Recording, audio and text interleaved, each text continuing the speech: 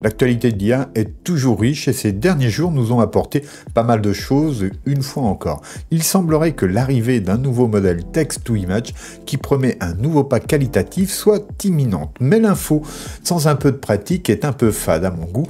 Alors nous découvrirons aussi quelques outils créatifs et l'évolution de certains que nous connaissons déjà. Par exemple, si vous vous demandez comment on peut passer de cette image à celle-ci, eh bien j'aurai quelques réponses à vous apporter. J'utiliserai également un outil que nous connaissons et qui peut être utilisé de manière détournée et créative.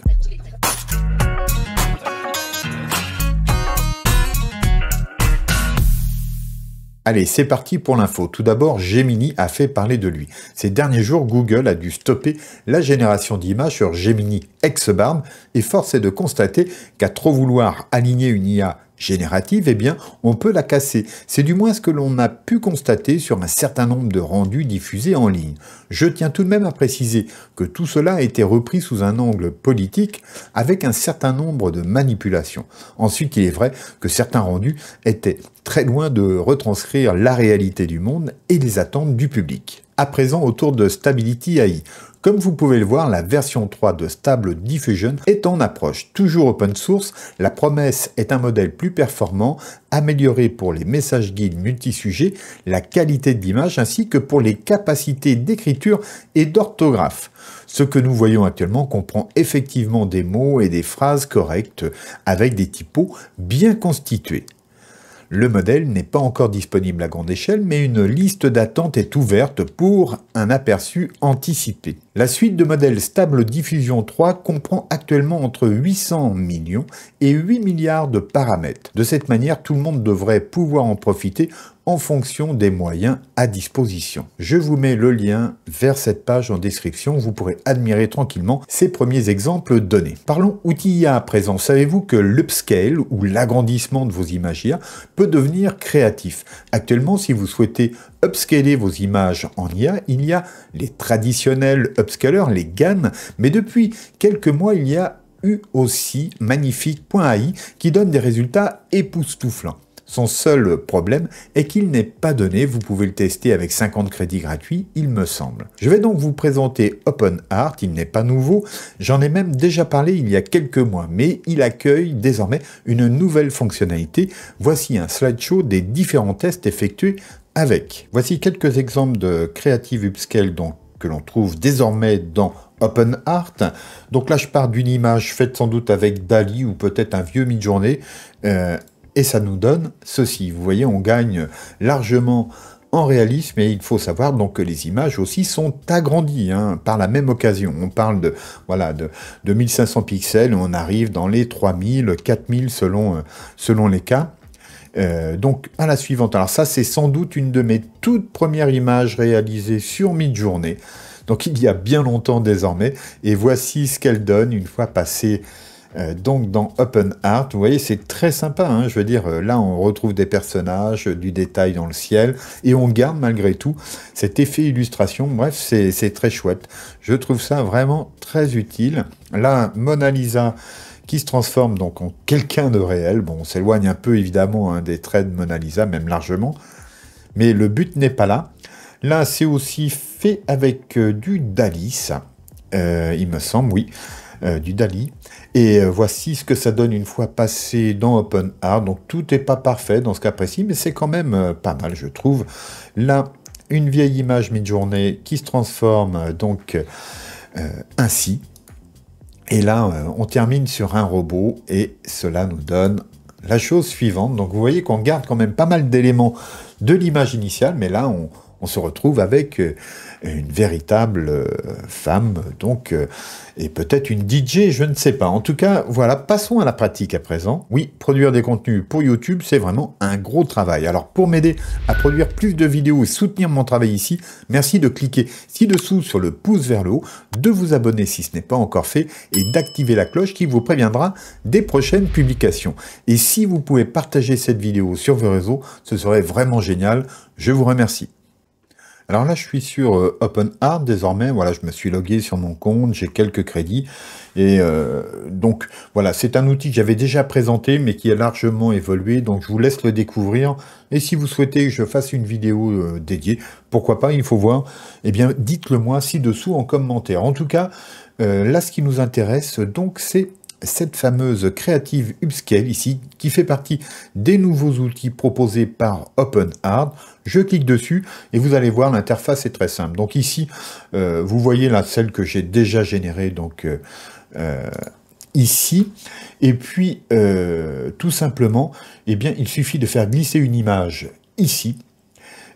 Éventuellement, vous pouvez préciser ici un prompt ou vous pouvez faire générer le prompt automatiquement via l'IA. Et ensuite, on a un slider ici qui permet d'ajuster, on va dire, le taux de créativité dans l'image, donc de 0 à 1.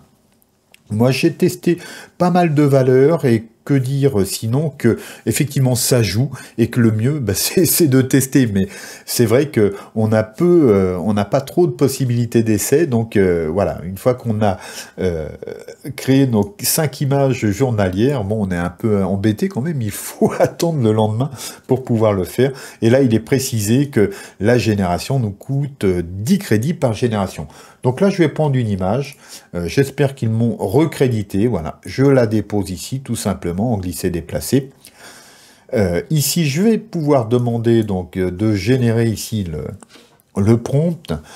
Bon, ça permet aussi de voir s'il analyse bien l'image. Donc, oui, c'est bien. Vous voyez, il donne le nom d'un photographe. Il nous parle d'Affinity Photo. Bah, ça alors peut-être qu'il a...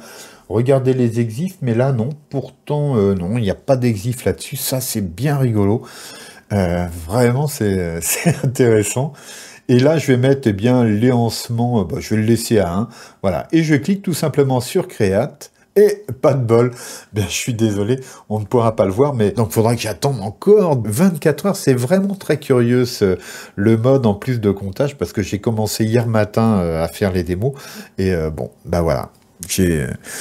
Impossible de vous faire voir le résultat. Alors si vous avez mangé tous vos crédits pour l'upscale créatif et que vous souhaitez faire d'autres upscales de façon réaliste, eh bien vous avez cet outil ici qui est Realistic Image Transformer by Coco, qui est très bien. Ça fonctionne sur le même principe et franchement les résultats sont déjà très sympas. Donc voilà ce que je voulais dire sur OpenArt et cette nouvelle possibilité qui est un peu trop limitative quand même en termes de rendu journalier, quoi. 5, c'est vraiment pas beaucoup, mais sinon, c'est vraiment très bon. Pinocchio vient de passer à la version 1.2 avec de nombreuses améliorations, dont le partage global via les réseaux ou le Wi-Fi sur desktop ou mobile. Cela fonctionne avec les outils estampillés 1.2. Alors, qu'est-ce que ça veut dire? Ça veut dire que vous lancez ça sur un PC, sur votre réseau, et ensuite, avec votre tablette ou avec un ordinateur portable, eh bien, il ne vous reste plus qu'à scanner un QR code pour vous connecter à Pinocchio et lancer et utiliser les IA que vous voulez tranquillement depuis votre canapé. Pinocchio est passé en version 1.2, donc vous téléchargez l'archive, vous l'installez et vous passerez donc ici en version 1.2 tout simplement, et nous aurons désormais ce petit logo Wi-Fi qui veut dire que si on le scanne, eh bien notre téléphone ou un ordinateur portable, il suffit de reprendre ici cette adresse-là, va pouvoir se connecter et contrôler Pinocchio ainsi que les IA qui s'y trouvent. Alors, effectivement, pas toutes les IA qui s'y trouvent, puisque il faut compter là-dessus sur les dernières qui sont estampillées, comme vous pouvez le voir ici, 1.2. Donc cela, ça va fonctionner donc sur le réseau, celles-ci aussi, mais malheureusement, celles-ci, si elles ne sont pas implémentées au niveau du proxy, eh bien, vous serez obligé de venir sur votre PC. Mais je pense que tout cela va changer et que Pinocchio nous réserve encore pas mal d'autres surprises. Mais ce qui nous concerne à présent, c'est une utilisation un peu détournée de Face Fusion.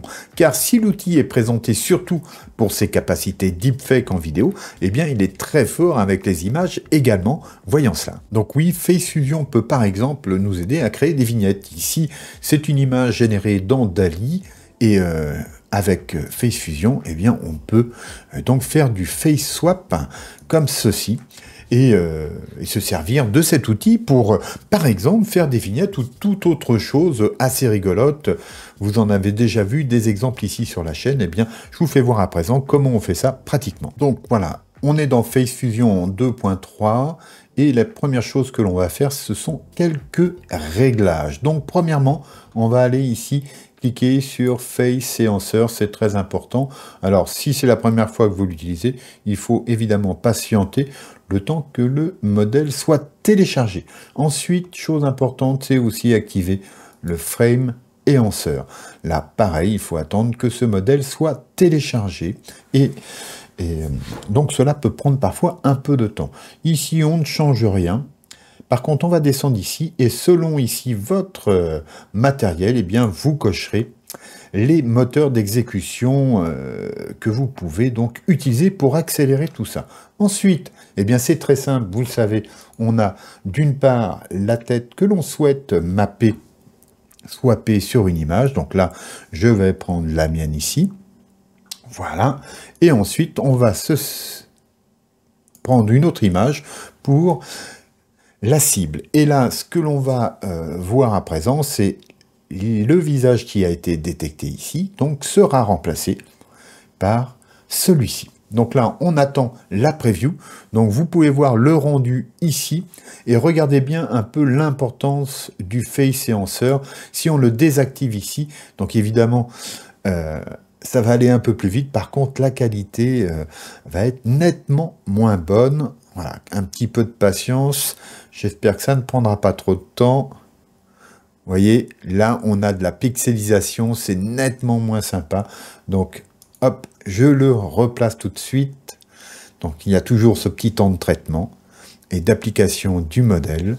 Donc, voilà. Maintenant, je n'ai plus qu'à faire Start et nous obtiendrons dans quelques instants l'image finale que nous pourrons bien sûr télécharger.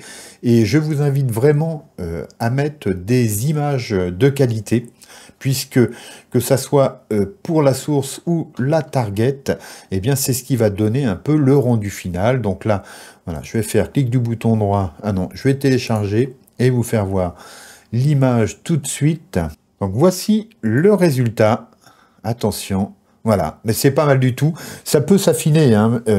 Là, on peut jouer évidemment sur certains réglages, mais voilà.